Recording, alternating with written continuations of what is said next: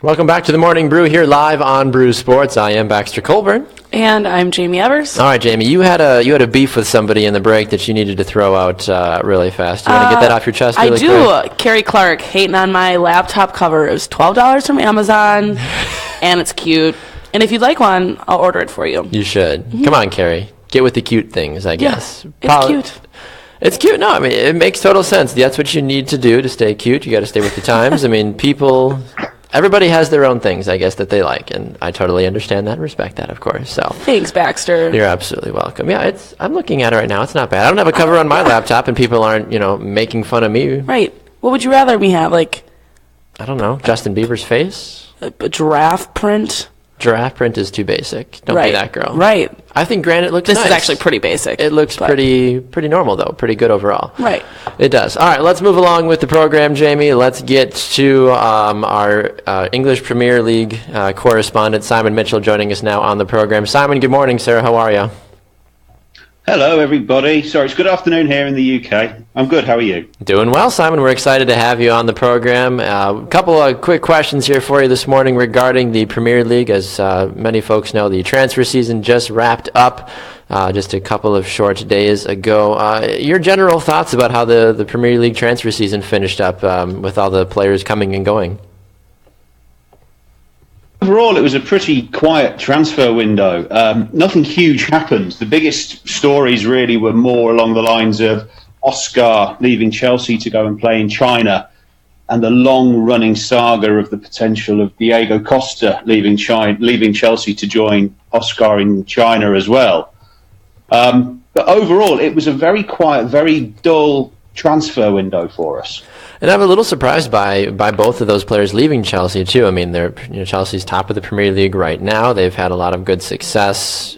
Obviously 10 points clear of Tottenham in second place. To lose two high quality players like that, is that going to affect Chelsea down the stretch?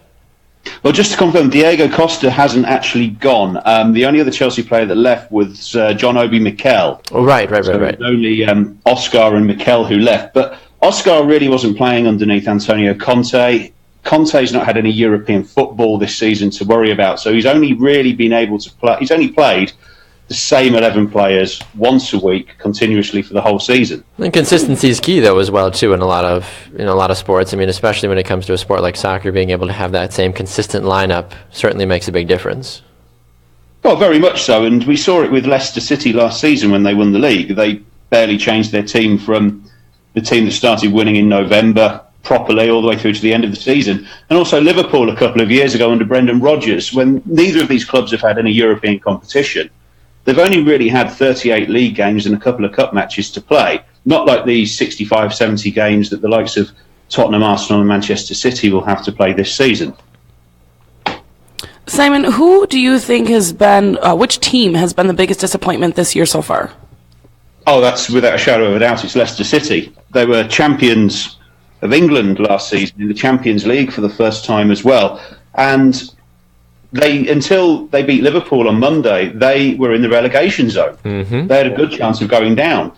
But they sacked the manager Claudio Ranieri, which was a shock all around after what he achieved last season. But the owners have said that Premier League football and the money that generates is more important than keeping a manager who won them the league in his position.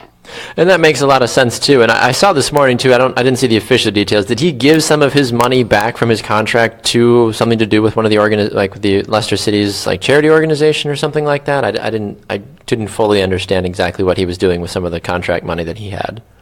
No, you're correct. He was given a £3 million severance pay by Leicester, which is an awful lot of money for losing a lot of football. True. It's like, hey, thanks. Here's $3 million. Now go do something with your life. Well, it's what happens in football. It's how they can get away with sacking people so easily. They just give them a huge chunk of money and say, on your bike. Yeah. But, he gave £1.5 million to the Leicester City Charitable Foundation. Oh. Wow, that's incredible. Without even being prompted to or being told by the board. He was a very much loved man in the city. Everybody in Leicester absolutely loved this guy. They were outside his house crying after he got sacked. But football's a big, big money sport, and staying in the Premier League is going to give you hundreds of £1 million of TV money every season. So money talks. Yeah, you're absolutely right about that. Do you have any overall thoughts on Manchester United this season? My thoughts on Manchester United? Yes. They've got a good chance of getting back into the Champions League, but I think they're going to throw all of their eggs into the cup basket this year. They won the Community Shield at the start of the season, which is where the FA Cup winners and the league winners play each other. Mm-hmm. They won that. Jose Mourinho does what Jose Mourinho does, which is win the League Cup in his first season. He did it for Chelsea on both occasions he was there. He's in the Europa League, and he's got a good chance of winning that. And he's also in the FA Cup, and if he can get past Chelsea, I think Manchester United could win all of the cups that they're left in and still finish fourth in the league as well. Interesting. Yeah, I was going to say, point total-wise, there's really not a big shot for them to capture a league title at this point just because of how they started off the season. But, I mean, if you can win a couple of other, league cups and even some of the other competitions that they're involved in right now and still get a Champions League spot at the end of the season, I think Manchester United fans overall have to be fairly pleased with a result like that, and especially the first year with Zlatan and Pogba and Jose Mourinho as well.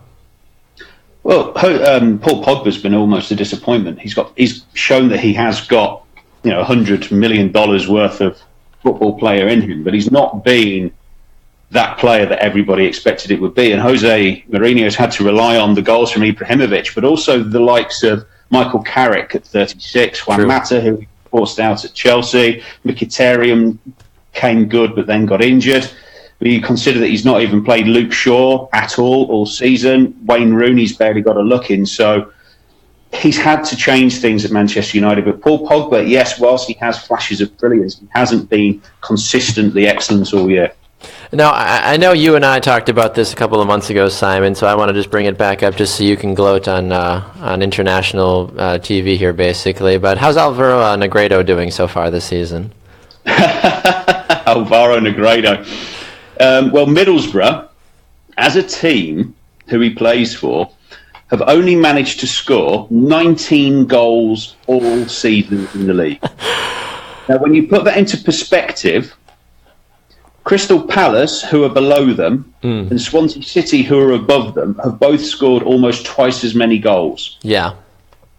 Now, out of those goals, Negredo, I believe, has got 5. Not the 15 that you would say he had before Christmas. I believe he got 5. I believe that was what it was, yeah, something of that nature. But so a bit of a disappointing year for Middlesbrough overall, but I felt like I had to bring that up briefly, Simon, just so you could have a little bit of satisfaction with that. Since Spurs are 10 points off the top, and I had to give you something to throw back in my face, since your Spurs are likely not going. Well, they still might contend for a championship, but I think a lot would have to go right for them at this point in the season, right?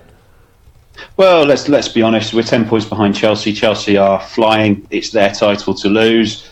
From my perspective as a Spurs fan, it's an improvement on last season. We're playing better football, more consistent football. We've got a huge change coming next season where we won't be at our home ground of White Hart Lane. Correct. Because it's been rebuilt. I would get anybody who wants to just jump onto the Tottenham website and have a look at what they're doing there, because we're going to be hosting 2 NFL games per season for the next 10 years at our new ground. So if you are a big NFL fan and you want to see where your team's going to come and play for the 2019 season, just have a look at Tottenham's new stadium. It's exceptional. So, yeah, our plan is get into the top 4 and try and stay there for a couple of years whilst we build our new stadium. Fantastic. All right, Simon, we appreciate the insight this morning on the Morning Brew. Where can people find you on social media to keep track of all your witty banter about the soccer and football world? Well, you can find me on Twitter at Mitch the Coach. So I'm on there, and I'm also available on Facebook as well. Sounds good. Simon Mitchell, always a pleasure, sir. We'll talk to you soon. Have an excellent day, guys. Speak to you soon. Thank you very much. Simon Mitchell, one of our Premier League and World Soccer correspondents, joining us here on the Morning Brew. All right, Jamie, transitioning out of soccer to a kind and lighthearted way to end the week. A little bit of a tearjerker, some folks might say, but something happening in, I'm spacing now where the teams are even located. Montreal. There we go. Montreal. The Canadiens last night paying tribute to one of their very own. Can you give us a little bit more insight about that? Yeah, so last June, P.K. Subban, Shea Weber from the Nashville Predators traded. So P.K. Subban plays for the Nashville Predators now. Shea Weber plays up in Montreal. It was a huge trade for both teams. and has since then just come with a lot of hashtag yes drama. Not really, but A little bit of drama, but yeah. not too bad. But Subban returned to Montreal last night for the first time since the trade, and they played a beautiful tribute video, resulting in him bawling on the ice like a baby, resulting in me bawling like a baby on my couch last night. It was beautiful. Everyone loves him there. You can't. How do you not? You can't not. The guy is great in the community. He's a big personality on the ice. Everybody loves him. It was nice. And when Shea came back to Nashville for the first time too, they they do a little something for him did the too? same thing, yeah. But I mean, how can you hate PK? How do you feel about the name Shea? Just out of curiosity. I would picture like someone with like a puka necklace. What's and I like don't even know what a those puka like little like Shelly. Oh, my name's Shay. Yeah. From like Long Beach or Yeah, something. I have something my like that. longboard and I'm about to go surfing. That's what I think. Not Because like I know one of the this lead actresses in Pretty Little Liars, Shay Mitchell, of course, has made a big name for herself. I don't know if you're a PLL gal or not. The fact that I know apparently seem to know PL gal. PP or PLL. PLL. The fact that I seem to know more about this than you do is a bit bothering. Is that the XOXO guy? No, that's Gossip Girl. No, Never mind. Whoa. That was Who's A and all that fun stuff. Or, yeah. You know. Okay. Yeah. Anyway, Not a Pretty I Little like Liars. PLL apparently, so that's not important. But Shay Mitchell is one of the actresses in there. There's other athletes. Is that a guy or a Shay. girl? It's a girl. Okay. Google her. She's wonderful. Great actress. Anyway, but yeah, I've heard Shay used for last names. I've heard Shay used for first. I just, as a whole, I mean, especially in sports, I don't feel like it's a very intimidating name. Like I've heard Shay is a last name. Like there's a soccer player for Vancouver, Breck Shay, and he's very much that like. But maybe that's like the kind of good thing. Like Shea Weber, like I'm not okay. going to name my kid Shay. Yeah, but then you see him and you're like, all right, he can shoot a puck at 108 miles an hour. You could have the name Tracy if you wanted to. I don't right. care. Yeah. You could have a name Jamie for all we care. Right. Spelled all weird. Yeah, like JAIQEE, some weird thing. All right, I don't even know. All right, Jamie, as we get ready to wrap things up here for our first official week of Brew Sports and as the Morning Brew, what are your final thoughts? What are your takeaways? Do you have any hashtag guest dramas or Geordie shout-outs that you got to get off your chest before we go? No drama, actually. drama. Yeah, surprisingly. But I'm excited. Drama-less. Yeah, I'm excited for all of this. It's my first time ever doing something like this, so thank you for the opportunity. Absolutely. Excited to be here on Brew Sports and cram my little brain with more sports knowledge than ever expected. And Sports. keep waking up at 5 a.m. because it's so fun. I love it. But yeah, I'm excited. So thank you. And I'm excited to, Carrie, this laptop cover is not changing anytime soon. So Coming for you, Carrie. She's coming for you. When Carrie comes on, Carrie's actually one of our college football correspondents. So when Carrie comes on to talk about college football, we'll dedicate at least half the segment to you two just going at it for the granite laptop cover. Because all laptop covers, hashtag laptop covers matter, basically. they do. Maybe that's our yes drama moment of the day, where you and Carrie had a me and Carrie. small Little beef. Dispute. Little dispute. All right. Well, she's Jamie Evers. I'm Baxter Colburn. Stay tuned for the next show today on Brew Sports. It will be halftime with myself and Tanner Burr coming up at 11 a.m. Central Time live right here on Brew Sports. You guys have a great weekend. We'll see you on the Morning Brew on Monday live right here at 7 a.m. Central. Have a great weekend, everybody.